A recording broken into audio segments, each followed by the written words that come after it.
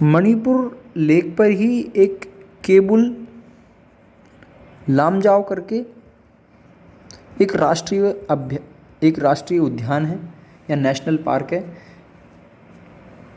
ये क्या है? ये जो केबुल लामजाओ है बहुत इंपॉर्टेंट है, अक्सर एग्जामिनेशंस में पूछा जाता है। कॉम्पिटिटिव एग्जामिनेशंस का फेवरेट क्वेश्चन है, केबुल लामजाओ राष्ट्रीय पार्क कहाँ है या नेशनल पार्क कहाँ है, ये किसके ऊपर है? तो ये फुमडीज़ के ऊपर ही जनरली तैरता हुआ नेशनल पार्क है।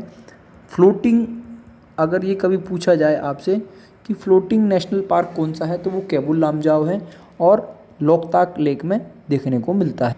इसकी एक और इम्पोर्टेंस ये है कि संगाई नामक जो हिरण है, संगाई नामक हिरण जो कि बिल्कुल ही विलुप्त प्राय प्रजाति है हिरण की, संगाई हिरण का एकमात्र प्राकृतिक स्थान अब बचा है अगर किसी हमारी पृथ्वी पर, तो वो यहीं देखने को मिलता है, संगाई हिरण।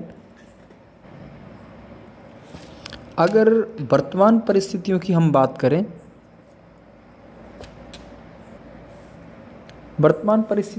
करें, तो यहाँ पर कुछ नदी घाटी परियोजनाएं और लोकताक झील में कुछ जल विद्युत प्रोजेक्ट बनाए गए, जिससे क्या है, झील की पारिस्थितिकी पर विपरीत प्रभाव पड़ा है। इसके अलावा यहाँ पर झूम कृषि और घटते जैविक स्तर के कारण क्या है, जो लोकताक झील है, लोकताक जो लेक है, उसके पारिस्थितिकी तंत्र की स्थिति क्या है, प्रतिकूल होती जा रही धीरे धीरे, जिस पर ध्यान केंद्रित करने की अत्यधिक आवश्यकता है। अन्य जो झील हमारी महत्वपूर्ण है, हम यहाँ पर कुछ इम्पोर्टेंट झीलों को देख रहे हैं। सांभर लेक, सांभर झील हमारे राजस्थान में पड़ती है। ये राजस्थान के नागौर, जयपुर और अजमेर ज़िले में इसका फैलाव हमको देखने को मिलता है। हमारे 3 डिस्ट्रिक्ट में जो लेक है फैली हुई है, ये क्या है, सलाइन वाटर लेक है, नमकीन पानी की झील है। और इस झील से क्या है, बड़ी मात्रा में नमक का उत्पादन किया जाता है। अगर टोटल नमक प्रोडक्शन की बात करें तो 8 से 10% हमारे भारत का कुल नमक उत्पादन का जो हिस्सा है वो सांभर लेक से प्रोड्यूस होता है। और अगर हम इनलैंड सोर्स है, जो हमारे आंतरिक नमक के सोर्स हैं, इनलैंड सोर्सेस की बात करें तो सांभर झील का 90% से अधिक जो आंतरिक स्रोतों से नमक प्राप्त जो होता है, वो सांभर झील का एकाधिकार सा इस क्षेत्र में देखने को मिलता है।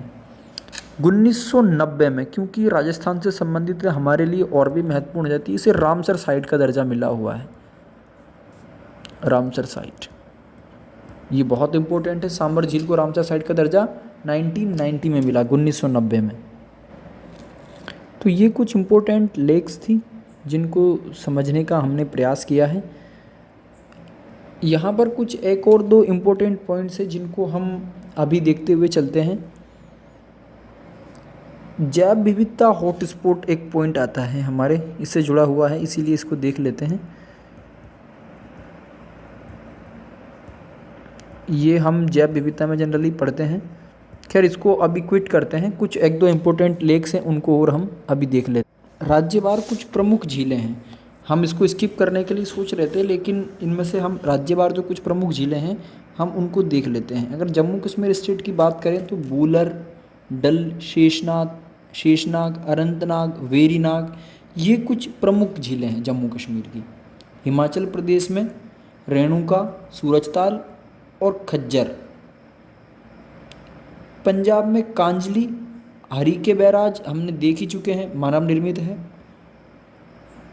हरियाणा में सूरजकुंड, कोई खास इम्पोर्टेंट इसका नहीं है। उत्तराखंड में नैनीताल और भीमताल, उत्तराखंड की बात हम दोनों को देख चुके हैं।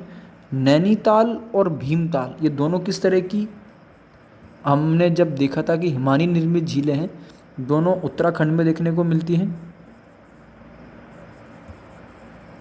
और दोनों ग्लेशियल लेक्स के उदाहरण हैं।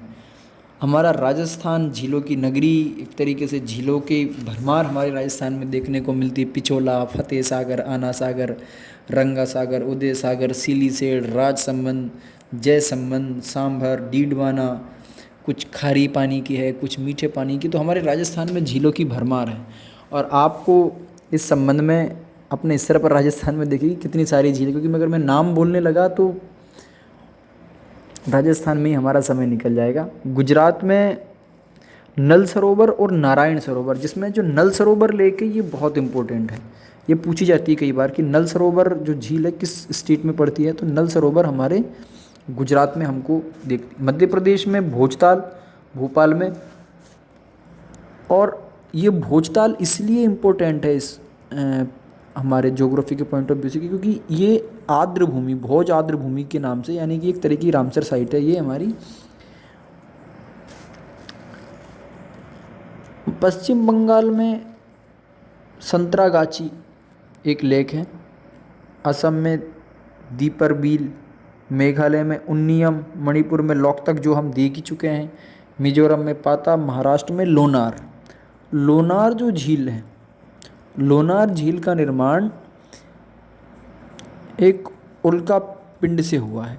उल्का पिंड आया, उससे जो उल्का पिंड के गिरने से जो गड्ढा बना, उससे लोनार लेक का निर्माण हुआ है।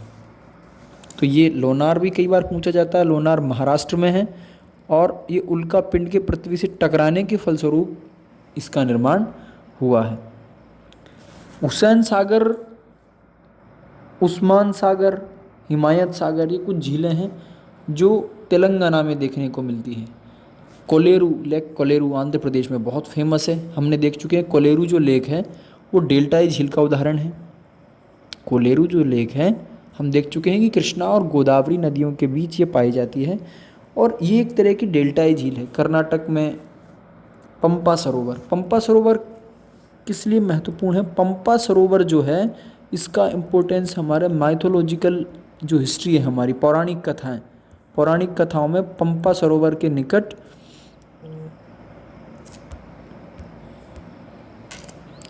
पौराणिक कथाओं में यानी कि रामायण में पंपा सरोवर का वर्णन आता है।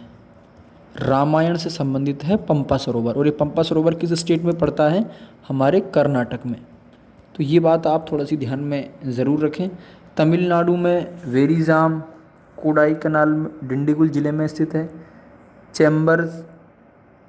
चेंबरमक्कम, ऊटी झील, कोडाई कनाल, और यहाँ पे जो फेमस झील है कोडाई कनाल, ये फेमस लेक है यहाँ की। कोडाई कनाल और ऊटी दो हिल स्टेशंस भी हमारे तमिलनाडु में हमको देखने को मिलते हैं, स्वास्थ्यवर्धक स्थल। सिक्किम में गुरुडोंगसर और चोलामू झील, ये दोनों सिक्किम की जो दो झीलें हैं ये अति महत्वपूर्ण झीलें हैं, अक्सर एग्जामिनेशन में पूछी जाती है। गुरुडोंगमार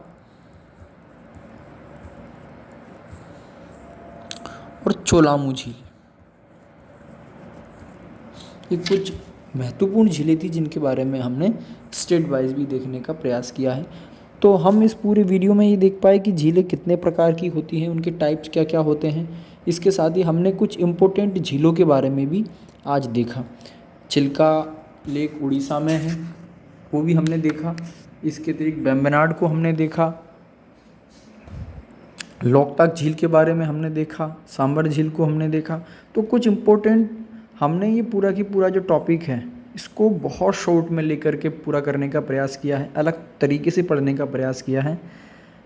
उम्मीद है पसंद आपको आ रहा भी है या नहीं, आप प्लीज़ कमेंट के माध्यम से हमें बताइए ताकि हम इसको और इम्प्रूव कर सकें। ये वीडियो थोड़ा छोटा रहेगा, अगली वीडियो से हम भारत की वनस्पति और उससे संबंधित चीज़ों का अध्ययन करेंगे, तो ये वीडियो छोटा रखते हैं।